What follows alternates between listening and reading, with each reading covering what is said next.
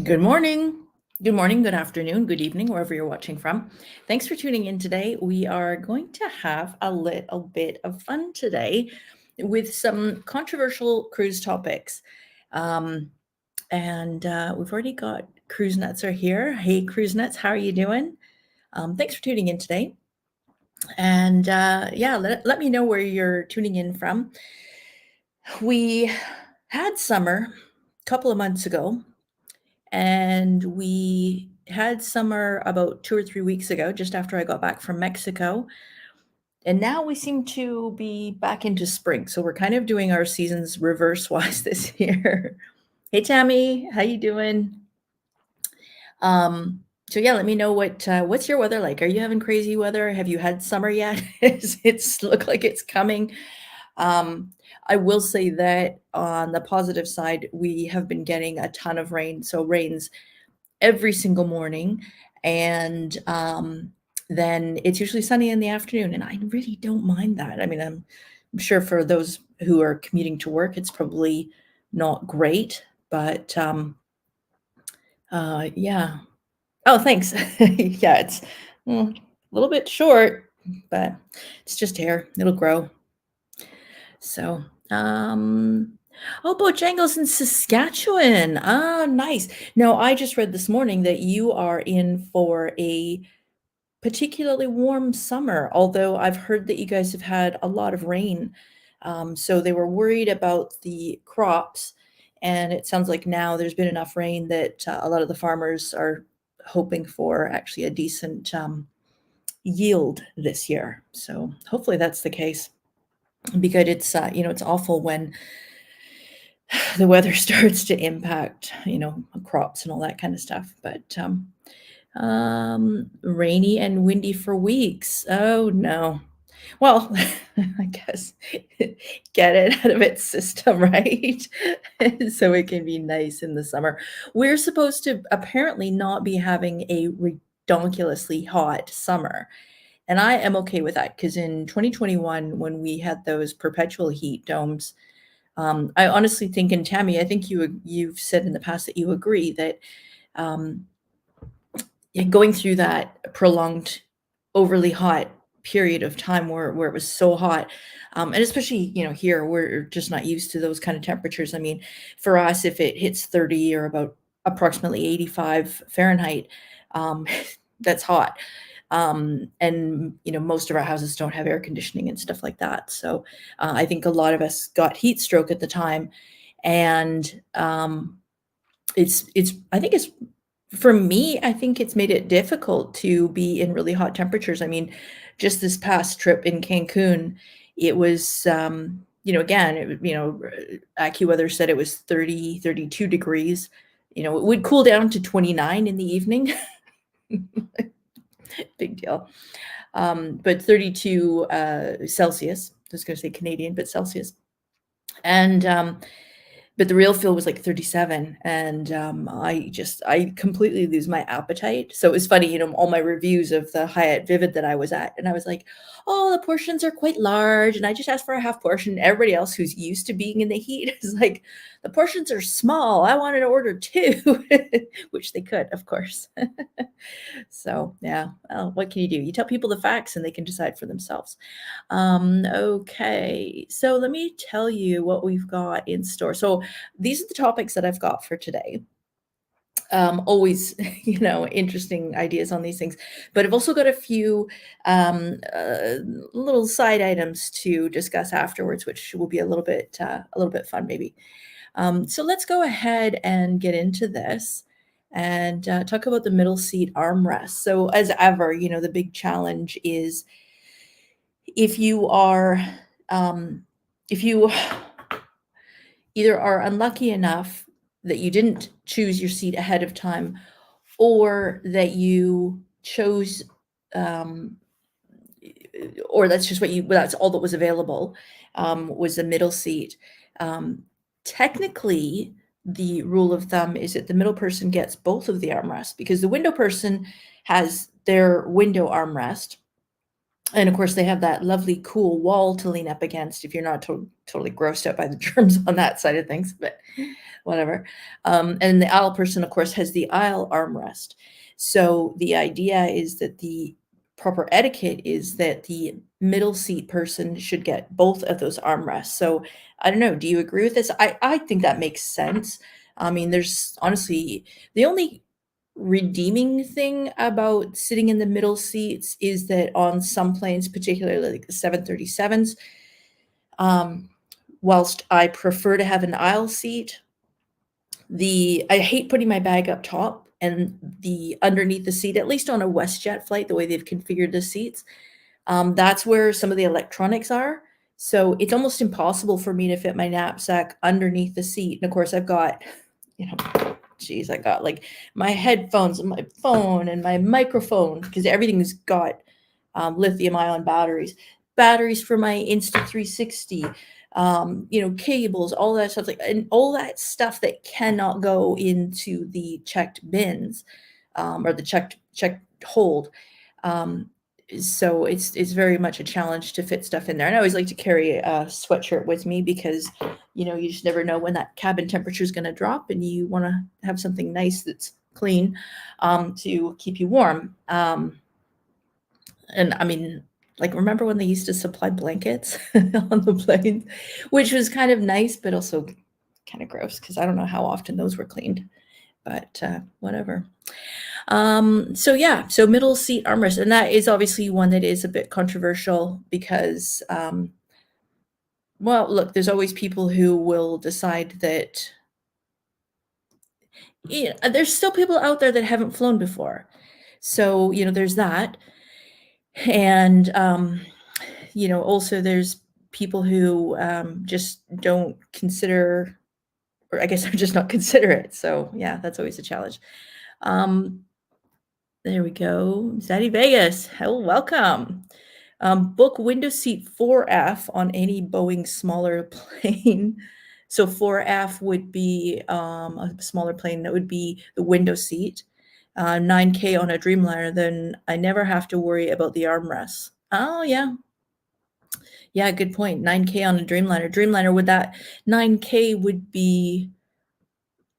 that wouldn't be economy, I shouldn't think. Let me know on that one. But of course, Seat Guru is also a really excellent resource, and that's free. You just go to seatguru.com and you can take a look at you put the airline and the flight number in, as well as your departure date, and it'll tell you most likely your aircraft, and you can actually see the seating configuration, so you can find out if it's got, plugins at the seat or USB. You can see if, any kind of comments about it. Like, for example, if you're seated in front of the emergency aisle, you cannot recline by law, and the seats are configured as such. So it's just really good to know those little things. So they're good tips along the way. Okay, and speaking of reclining on short flights, do you agree or disagree? If you're flying on a flight that's either, say, after 9 AM or that's less than 3 hours, should there be an override button that basically disallows anybody to recline? These are daytime flights.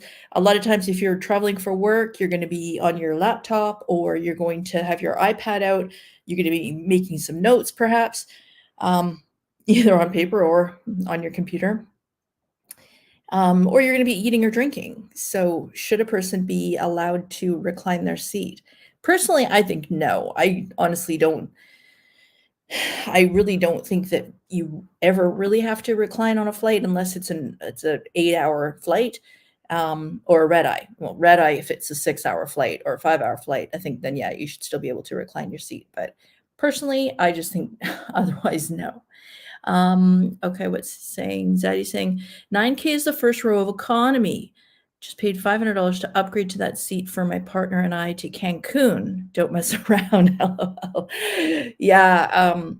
Well, there's a lot to be said for choosing the right seat. That does make your flight a lot more comfortable. The only thing that I don't like with that, and I know a lot of people do, but personally, I think I don't like sitting at the bulkhead because you cannot put your stuff underneath. I mean, unless it's just a curtain in between. But if it's an actual bulkhead, like a wall, then you're gonna have to put your stuff up top for takeoff and landing. And I just always want to have access to it. But if you do take one of those bulkhead seats, and this isn't one that we listed to talk about, should you be able to put your feet up on the wall? Or is that just gross and inconsiderate to the people who would then have to clean the wall from your stanky feet after? Let me know what you think on that. Put it under your seat. Well, yeah, but the problem is then you're putting your stuff where the person behind you, that's their space. So if they don't have anything to put underneath their seat, then I guess, yeah, I guess that's an option. But yeah, technically it should go up above. Feet should stay off. Yeah, yeah, I agree. And Bojangles is saying, yeah, reclining is rude. I kind of agree, especially, look, we know that the airplanes are no different than any piece of furniture you have in your home after so many years. And look, those planes are probably flying 3 or 4 different cities a day. And if they're full, they're getting a lot of activity and a lot of, people sitting them, people of different sizes and heights and weights and all this. And if they're bouncing around, well, the recline on those is going to go from this probably to that in a matter of uses, right? So that's the thing, like, I've even the stupid little airline cups of wine, I've almost had those knocked over because the person reclined so much. And then it makes it impossible for the person behind to get out of their seat, especially if you're in one of those premium seats where they've got the built-in armrest, like it's a physical part of the seat, not something that you can just raise up. So yeah, that's kind of challenging. Only bring a fanny pack. Oh, yeah. Well, and I guess technically if you have a fanny pack, if you can just attach it around your waist, you wouldn't even have to put it anywhere. So there you go. Problem solved. Yeah, so that's reclining. And what do we have? Oh, clapping. Okay, I saw a meme once that said that, have you ever felt like you're going through life and you meet your dream person and then you find out that they are one of these people that claps when they land. I mean, I think on my first flight ever, I went to Manzanillo, Mexico. That was my first international trip about 1,000 years ago when the earth was green and unicorns were on the earth. Yes, Gary, that's for you. And there was a lot of turbulence on the way. And so everybody clapped. And I think it was like, hey, way to go. You got us here safely. But now it seems like a lot of people clap just for the sake of clapping. So go on then, let me know. Are you a clapper or not? And that's not something that's, this isn't travel etiquette, but it's just a question of, do you do it or do you not do it? Should you not? Or am I just being judgy?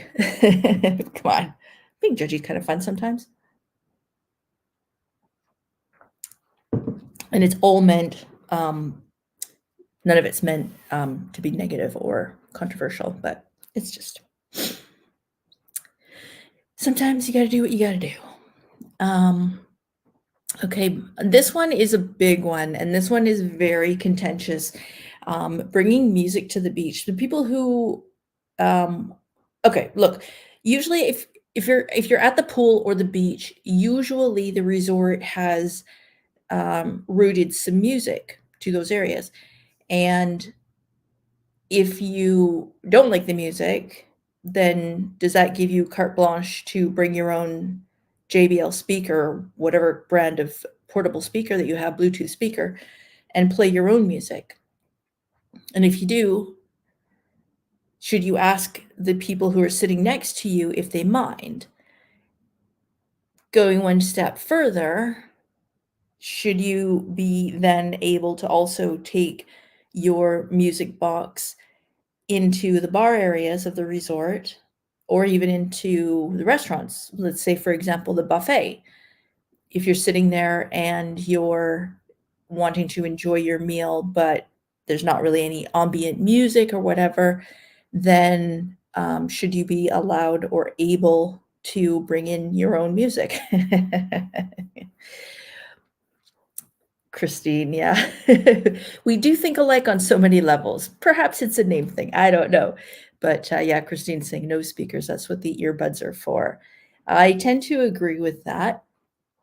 I mean, there has been times, I mean, I remember at the Hyatt Ziva Riviera Cancun when I was there just after it had opened. So this was September 2021, and met up, again, this new resort syndrome where the people that go to these new resorts, they tend to be very acknowledging of the fact that it's a brand new resort. They tend to be very understanding of any hiccups that'll happen.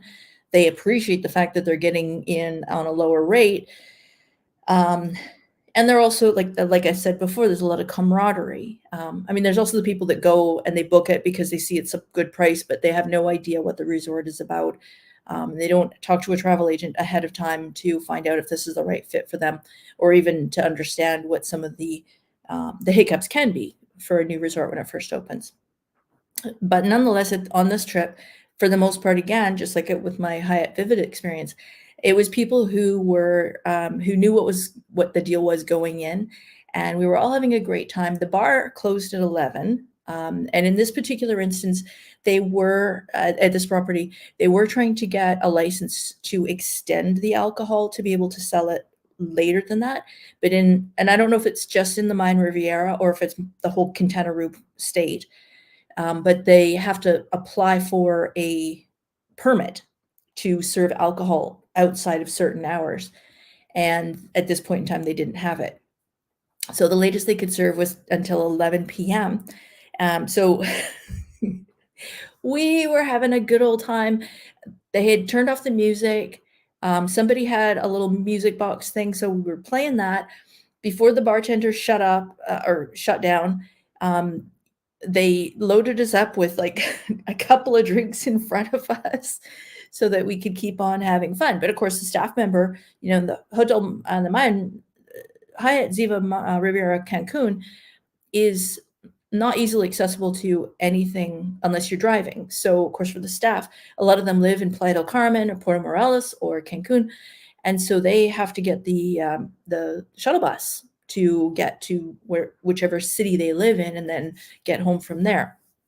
So they had to leave like right now kind of thing. But what was really great is that the resort did let us stay up later, and we were playing our own music. The resort was like 15% occupancy, and there was nobody in the main building. That's now where the master suites are up on the 4th or 5th level. But those weren't completed by that point. So there was nobody in that room. So we weren't disturbing anybody. So I don't know if this makes me, what's the word, contradictory or not, but in that instance, I think it's fine to bring your own music. But as far as bringing it to the beach or to the pool, I mean, a good case of that was when we were at the Rio. I think we were walking around the Rio Santa Fe in Cabo San Lucas. And, at this side of the pool, there was somebody who was playing, actually, it's really good music, but it was on top of the resort music. And then somebody over here was playing really loud country music. And sort of resort music, good music, and country music, those are 3 completely different sounds. And all it ended up being was, if you're sort of in the middle of it, all you heard was noise. And I guess white noise is good for sleeping, but when you're trying to have fun at the pool, no. And it was too loud, like you couldn't even have a conversation. The drink person couldn't even hear what I was ordering. I mean, that's a travesty, right?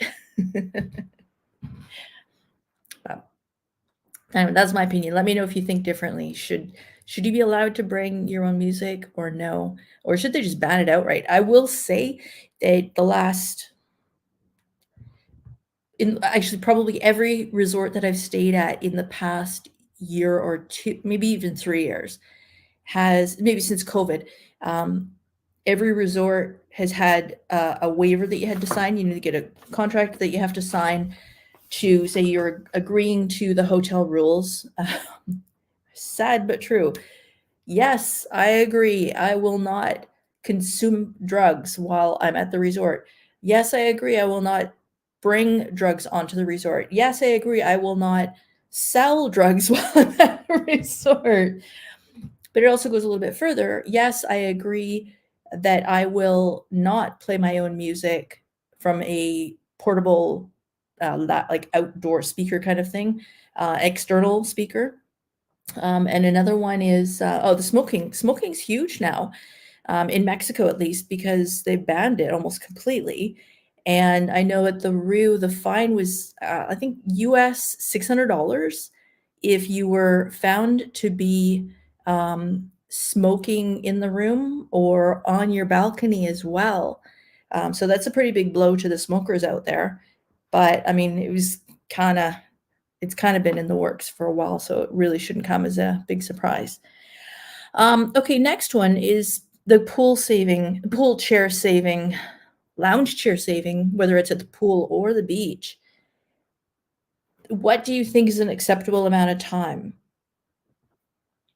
When I get up, I usually get all my stuff done, and I really hate it when it's a resort where by, 6 in the morning, sun's not even up yet, and you can see these little dark figures by the pool, and they're, putting out a flip-flop. They're putting out a page from a book. They're putting out a magazine from 1986, just so that there's something on the chair to indicate that it's theirs. If they come out at, say, 9 o'clock and there's chairs available, and they put their stuff down, but then they want to go get a coffee. Okay. Or they want to go and grab breakfast before the buffet closes. Okay. That I don't have a problem with. If they're gone for like an hour, maybe 2 hours, kind of tops, in my opinion. And I say that, I guess my thinking is I'm not going to be at the pool all day long or the beach. I'm going to be there for 2 hours, maybe 3 hours tops.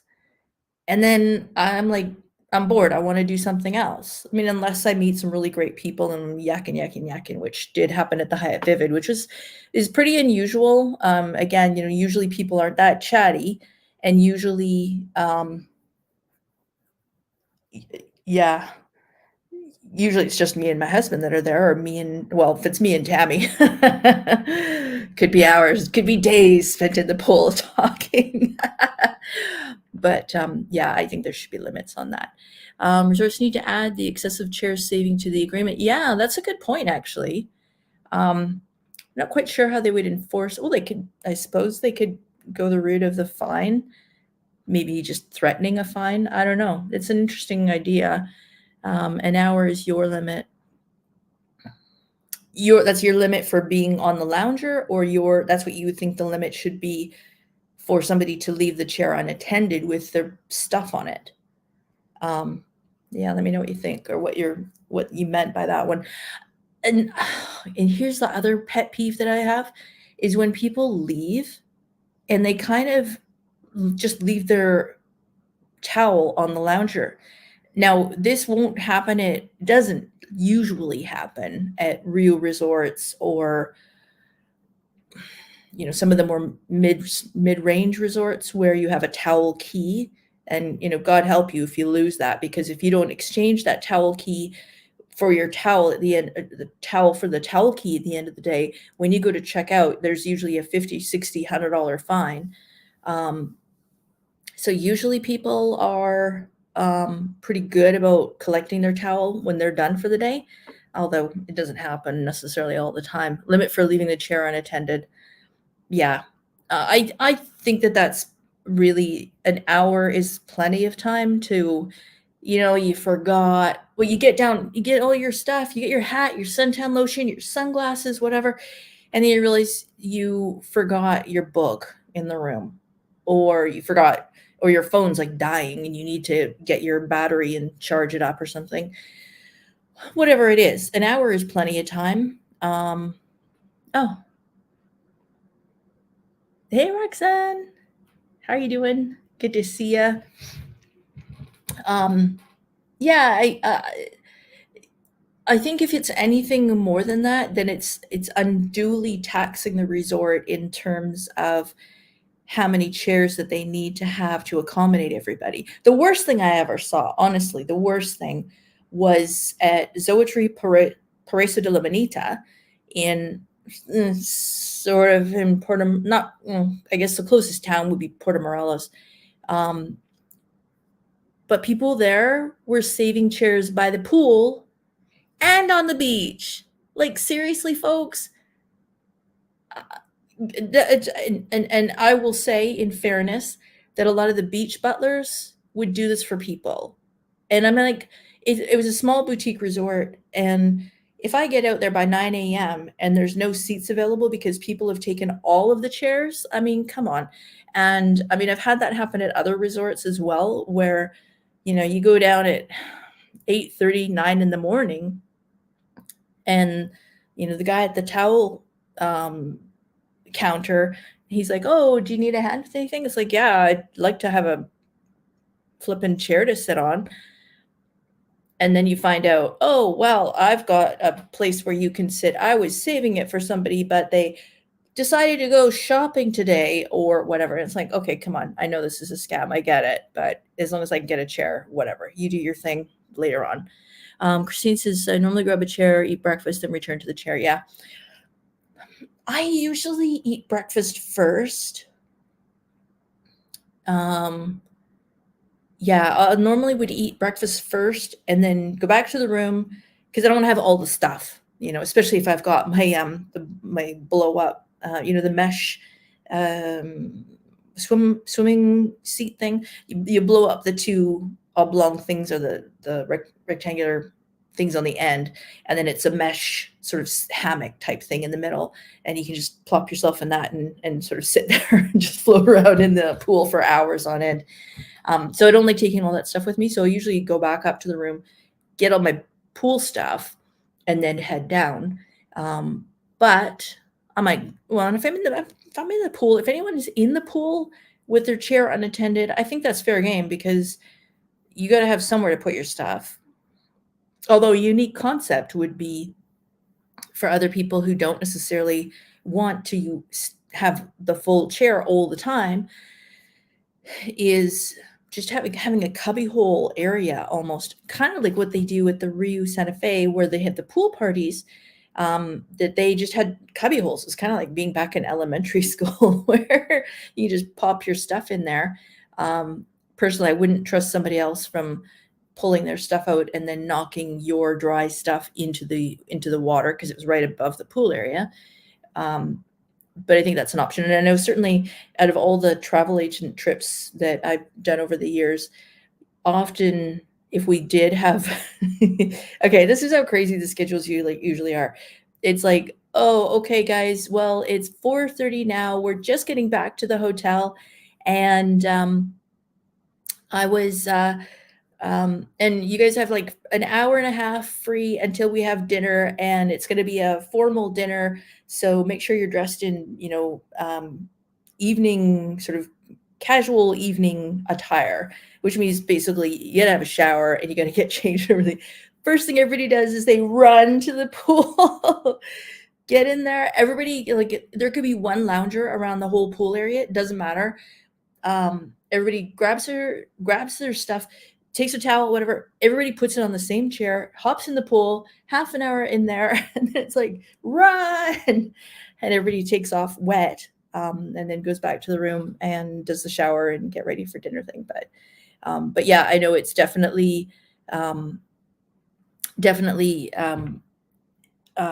sharing, multiple people on one cabana or multiple people on one lounge chair. Angelo, hey Angela, how are you? You saw what I was doing. Very funny. Breathless, the pool concierge was always good to me and kept a chair and umbrella for me daily at the pool. Oh, that's really nice. Yeah, I mean, as long as they know that you're going to be there, and if you tell them ahead of time, hey, I've got an excursion tomorrow, so don't save anything. And that's great. But honestly, like, you just shouldn't have to do that kind of thing. And if any of you have watched my videos on Hyatt Vivid and you're planning on going, one of the things that I haven't mentioned is that there were so many chairs here at the resort that was part of one of the things that I loved about it. I mean, yes, granted, it was less than, what was it? Less than 50% occupancy. It was more like about 35, 40%. But there were so many chairs, and I mean, yes, I counted them because I'm a nerd. But there were about 400 chairs, and you might think, well, 400 rooms, 400 chairs, but that wasn't including what they had at the beach club. And knowing that there's always going to be people who are doing excursions and stuff like that, that was actually in this is now probably, I think it was only since COVID that I started counting the chairs. I think there was a couple of smaller resorts prior to COVID that I counted chairs at. But it's interesting to see which resorts have lots and lots of chairs and which ones don't.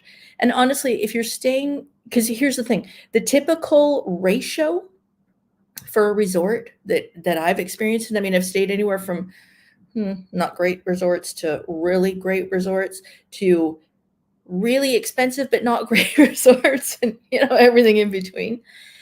And the thing that I have found is a typical ratio of, for example, hotel rooms to pool/beach chairs. If it's 400 rooms, it's, I kid you not, usually about 100 to 150 chairs. No word of a lie. So for Vivid to have at least enough for one chair per room is pretty remarkable. Yeah, so I mean, that's the whole chair saving thing is just oof. So I have a couple other things that I wanted to ask you about. One of them, and so now we're get rid of that. We'll go to our banners. Okay, now we're on to random topics. Okay, so travel mugs. Travel mugs are a great thing to take with you on vacation.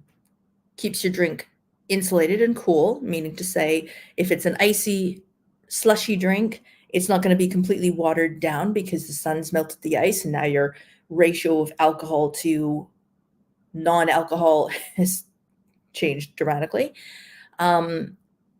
Also, it's just more environmentally friendly, blah, blah, blah. But how big is too big? Like, remember when those Bubba cups came out and people had like 64-ounce, or Bubba kegs, I think they were called, 64-ounce mugs that they would ask to be filled with drinks. And I mean, like, is that too much or not? And then I guess the other question is, from the resort's perspective, if they're filling it, that's, like, if they fill it 3 times, that I don't even know how many cans that would be. That's a lot of cans. But would they be concerned then about filling that massive jug and then having you get drunk? I mean, every resort, they have wheelchairs, not in case you are incapable of walking because of some previous physical challenge. Mostly they're there for the people who are getting off their face drunk. And I've seen them in use quite a lot. Some resorts more than others. But yeah, like, at what point should the resort cut you off? I don't know. Or should they just say, no, sorry, like, that's too much to fill up. The other thing is, if you're asking them to clean it, do you clean it yourself? At the end of the day, you finished having your mudslides and this and that and whatever else. And if you don't rinse it out right away, it's going to be a gunky mess inside. And And then are you going to clean it, or are you going to take it up to the bar and ask them to clean it? Because usually they're cleaning things by hand. It's not like here where they're going to have the sort of the dishwasher things that it runs through. So I don't know. What do you think about that? And my next controversial topic, and we're going to do a few more of these next week, but we're going to do it a little bit different format. But my next one is, if you've paid for seat selection and, I'll just capture this before we move on. Christine saying she brings dish soap to clean your tumbler at night. That's a smart idea, actually. Because, I mean, you can use the stuff in the hotel room, like the toiletries and stuff. But now before we go on to my other topic, so this is something that Julie is one of the people who follows my community post page, and she posted something the other day because I was asking about the toiletries, because now I don't have any here, but the toiletries that you used to get were, just a little single-use size. Well, they might have refilled them, I don't know, but basically the little plastic containers. But now, and Tammy, you saw this when you were doing your tour of 75,000 resorts through Mexico in a week, that most of them have moved to the larger full-size containers, which they basically would fill once, and then you're good to go for however long until it needs to be either refilled or replaced. But Julie mentioned, well, what about if somebody tampers with it? And, because I said, well, if you really like the lotion, then you could take an empty container and fill it up so that, when you get home, it's like, it smells like Hyatt Vivid. It smells like LeBlanc, because they use Bulgari toiletries, and I love them. Those kind of travel memories are nice. But like I said, Julie's comment was, well, what if somebody tampered with it? And I think that, in fairness, I think that would be pretty rare. But so Tammy's saying, no takeaway bottles anymore. Yeah, it kind of sucks. And Christine's saying, tampering with shampoo never crossed my mind. I agree.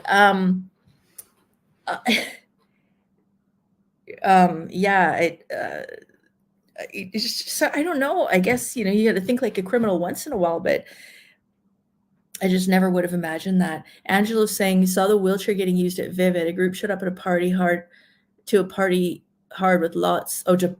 Showed up to party hard with lots of shots. Angelo, Christine, you've seen in the Facebook group how people have been complaining that they can't get shots anymore at the resort. I wonder if that incident is related to that management decision. Like, hello, people.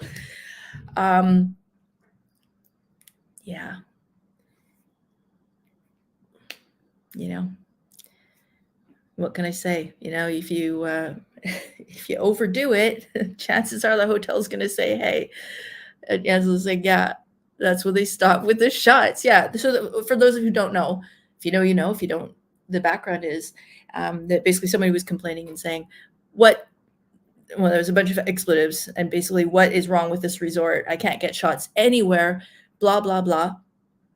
And everybody's like, what are you talking about? I had some 2 days ago when I was there. I had some last week when I was there.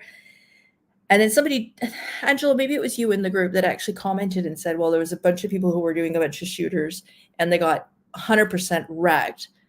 And perhaps that's why it was Thursday, and then on Friday they stopped serving shots. Yeah. But honestly, that just comes down to liability. The hotel would be stupid to continue doing it if it's just going to be cause and reaction. Yeah, okay, it was you. I love reliving these stories.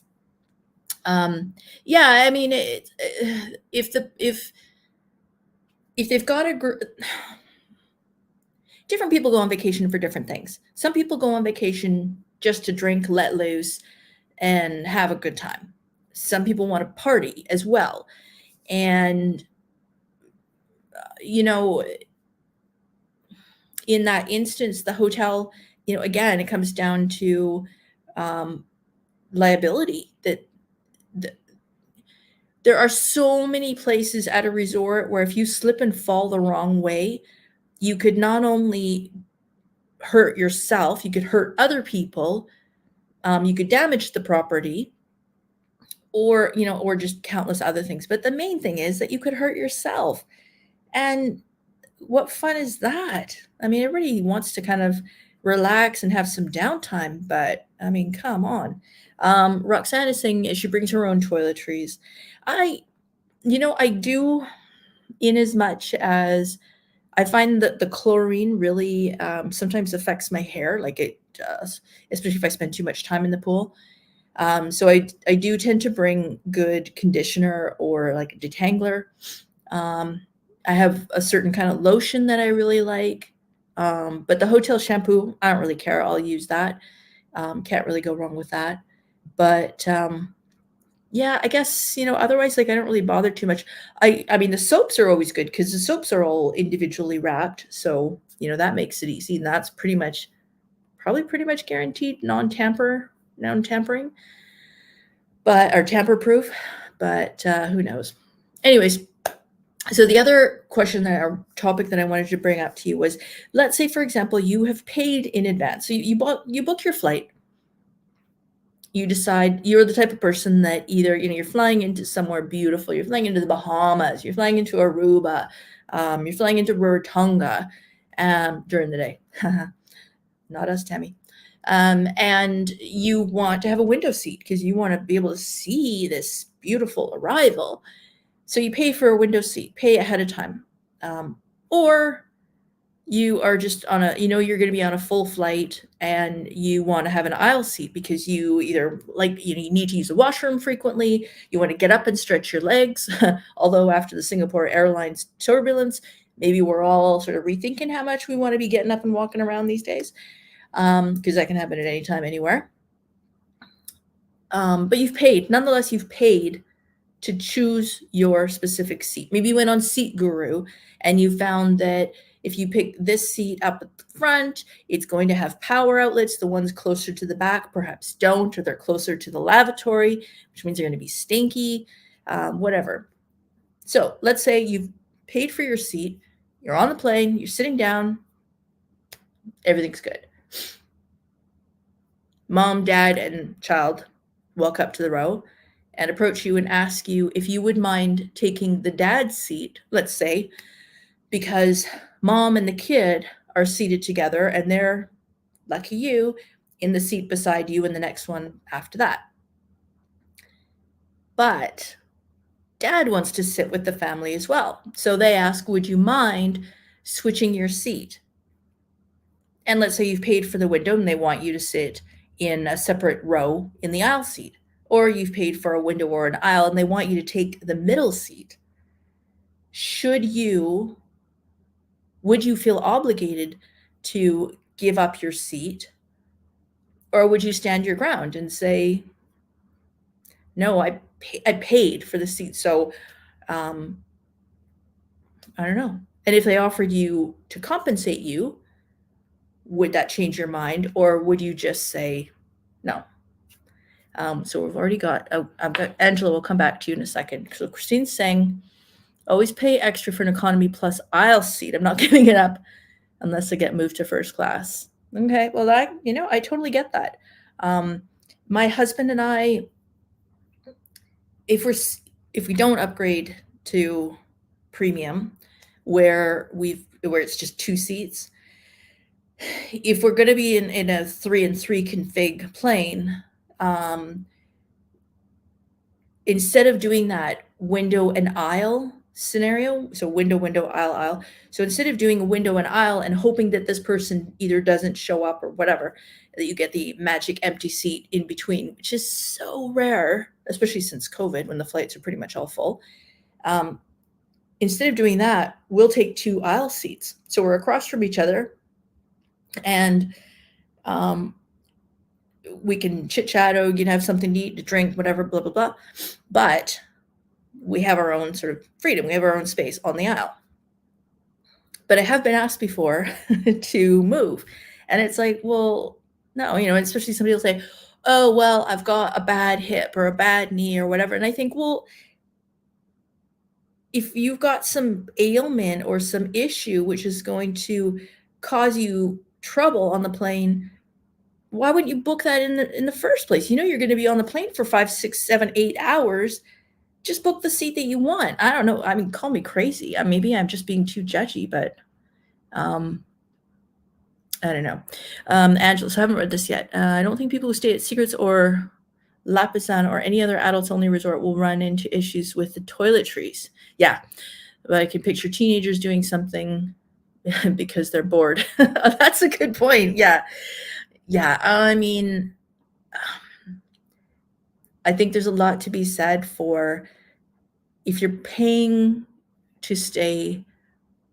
If you're paying at if you're staying at a higher end property with a higher price point, I think that it would be less likely to be tampered with, in my opinion.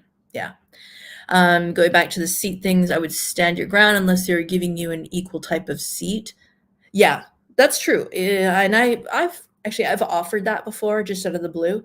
I was sitting sort of at the back of the plane, and I had an aisle seat, and what was that? And somebody wanted to change seats so they could sit beside their girlfriend or their wife or whatever it was. And I wasn't even involved in it, but I mean, you're sitting on a plane, you're inches away from each other, you can hear what's going on. And I actually got up to them, I went to the flight attendant. I've got my stuff here, but I can quickly move it, and then they can sit together. Which, good karma, because when I decided to have a drink with my little snack on the plane, that was complimentary. She gave it to me for free. And she was very appreciative that I had helped resolve an issue which could have become a bit grumpy. Something to think about if you don't mind changing. And like Angela says, if it's a comparable seat, then yeah. Roxanne's got the opposite side of things. She's saying, being a family person, she would switch, booked a window for the ride home. Yeah, there you go. Okay, and Angela's saying, on my flight back home, the guy next to me asked if I would switch seats with his wife, but he said to me, I understand you if you don't want to, because the person next to his wife had a baby. Okay. But you did switch. Okay. So I think under the right circumstances, I think, in fairness, I think it depends on their approach. If the person's a bit rude about how they go about it, then, or if they're just sort of make the assumption that you're going to just give them the seat, then if people are righteous about it, then I tend to be a bit righteous in the fact that I've paid for my seat. And if you're too cheap to not pay for what you want, then I don't have a whole lot of sympathy. Now, there's scenarios and situations where people, the flights get changed or whatever, this, that, the other thing. There can be a million reasons why a person ends up in that situation. But if you ask nicely, I think 9 times out of 10, a person will say yes. If you are a bit rude about it, then try your luck another time. Christine's saying, oh, yes, this is one of my favorite sayings. Your lack of planning does not constitute an emergency for me. Yes. Yes. Yeah, that's very well said. And he's saying that Angela, the lady with the kid, was great, no issues, but you should be able to decide to assess the situation before you switch. Yeah, absolutely. Yeah, I mean, you're the one who has what they want. So it's your call at the end of the day, right?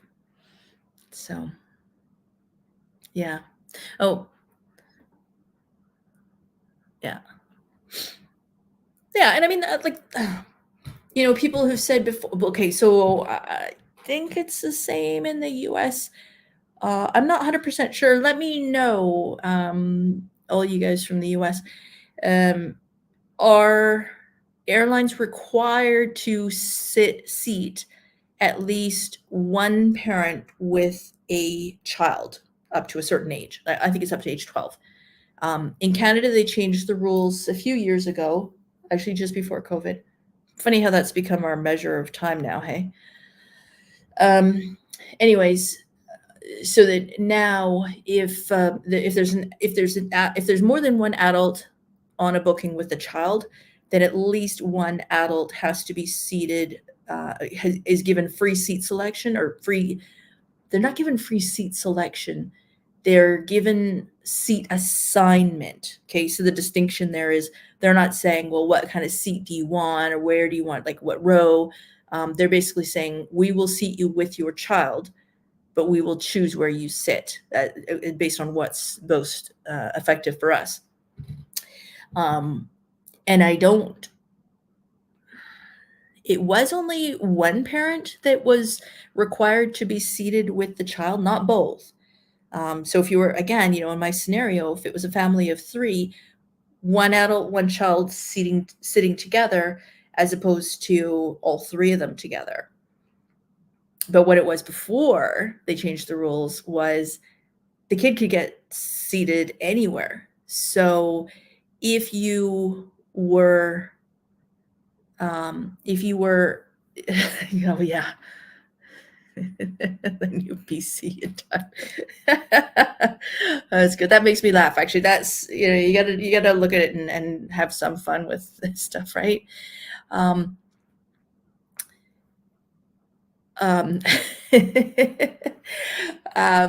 Yeah, so before, what would happen is potentially, you get this family of 3, they've paid to go on vacation, but they don't have a lot of extra money. And one of the things that they decide they're not going to spend money on or waste money on is seat selection.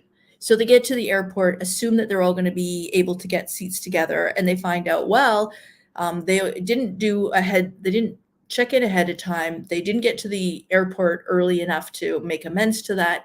And so when they finally get to the airport, all that's available is a middle seat here, middle seat here, and middle seat here. So in that scenario, if it makes a difference between me sitting beside an unattended child, I would probably give them the opportunity to have at least one parent there so that they can parent the child. And especially if it's a younger kid, because then they're probably going to be nervous about flying and all that kind of stuff. And I can deal with adults who are not comfortable flying, but with kids, that's tough. And you don't know what their quirks are, or how to talk them down. Whereas parents, that's their life, so they get it. Roxanne, need to go back to Hyatt Vivid. Yeah. Oh, Roxanne, be careful what you wish for, because honestly, I could talk about travel for days on end. In fact, I think this is probably one of the reasons why I enjoy having my YouTube channel so much. In 49 days, no less. Tammy, if our cruise falls through, there you go. Let's say I didn't warn you. I love talking about travel. And I've come to realize that, having been in the industry for like 20 years, that there's a lot of stuff jangling about up there, and stuff that maybe people don't know. So it's you laugh, but I've already looked at the prices, so we will see. Depends. If we make it on the cruise, we'll go on the cruise. If we don't, who knows? But yeah, I enjoy helping people and sharing information to the point where I probably sound like a pompous ass when I'm at the pool and stuff like that, telling people, oh, look, I heard about this, and they said this is going to be on the menu, and this, and this, and this, and this. It's like, oh yeah, case in point, Areta. Yeah, so how much have I been commenting to you about the Hyatt Vivid and stuff? We're just talking about talking about travel and stuff like that. And yeah, I mean, I could talk about it for hours and hours and hours. But yeah, it's definitely, it's fun to chat about it and also find out what other people's experiences are. I mean, when I was at Hyatt Vivid, I would say 95% of the people that I spoke to, and I mean, a lot of people either came up to me and said, "Hey, I saw your video," or we got chatting and they're like, "Did you do a video about this?" So, like, so many people had seen my videos. But of course, my first question to them is always like, "Okay, so what do you think about the property?" I mean, I can tell you my experience. I can tell you the facts of what it's supposed to have and what it's supposed to be like. But I'm also curious what the actual experience is for other people. Tammy's. Yeah, well, I'm okay with either one. Yeah, always got to have a backup plan, right? Yeah, especially, shoot. Dee Dee. Yeah, Dee Dee, if you're watching today, I know you were going to take a look at, you were worried about Spain with the drought situation. So you gotta have a backup plan. And then, your vacation happiness is always there. Angela's saying American Airlines rule in the US will try best to keep you together, but if seats are limited, we'll assign seats to children under 15, at least next to one adult. Okay. Yeah. So, I mean, look, everybody knows, at a certain, under a certain age, it's going to be challenging. Bojangles, I know as a person who hasn't traveled much, I get a lot of info for you and your followers. Oh, Tammy, Angelo, Christine. Yeah. Christine's always got a lot of good information too. Yeah, Tammy and I, gosh, we've been traveling together for 2 decades now. So yeah, there's a whole lot of travel in there. Yeah, and Angela's got a lot of great information as well. Roxanne saying, give me an honest opinion. Yeah, not a super picky person, live in the moment. Yeah, and I think honestly,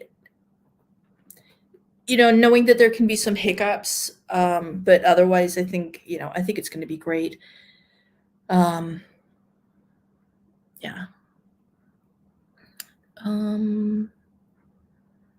And Arita. Oh, Arita's saying, always book emergency seats so they don't have to sit with anyone else. Yeah.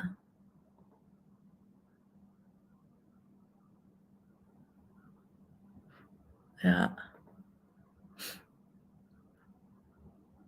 Yeah. Yeah, it's all good. It's all good. And I think that I think part of the problem is when people get so upset about some of the, reviews and stuff like that is when people take it verbatim. Like I said, having had heat stroke when we had the heat dome when it was really hot, in layman's terms, in 2021, for like a week or 2 weeks, it was excessive heat. And the body just can't cool down. And I think it's challenging. And so when I'm in that kind of temperature, and especially Tammy, she'll attest to this, that with all the work trips that we've been on, where there's like sweat dripping down the back, down your back, and you're like, and you're dressed nicely in like sort of work casual, and there's nothing cool about work casual when it's 30 or 35 degrees outside, and they're like, "Oh, let's stop and talk to you about this area, which is a great wedding venue. It's in the open, it's no shade whatsoever." And you're like, "I'm dying here. I'm done." And then it's like, "Okay, well, we only have 4 more resorts to see today before we have a little bit of a break, and then we're gonna have a group dinner, and then that'll all wrap up about 10 o'clock." Oh, yay! And then tomorrow, what time do we start? Oh, 7. Excellent! Can't wait. I should complain. I mean, it's. I've had the opportunity to see some amazing properties. It has been challenging at times, but it has afforded me a lot of opportunity to see some really great places that I wouldn't have otherwise seen. And Yeah, I'm both saying thank you to everybody for their input. Yeah, I mean, this is just a fun place for you to bring your questions and stuff like that. So, like I said, next week we are going to once again, we are going to talk about some controversial topics. I'll have a little bit more fun stuff for you next week. And like I said, slightly different format. So tune in next Wednesday, 10 a.m. Pacific, 1 p.m. Eastern, 6 p.m. UK time. John, haven't heard from you in a while. Hope you're okay. Hope everything's good in the UK.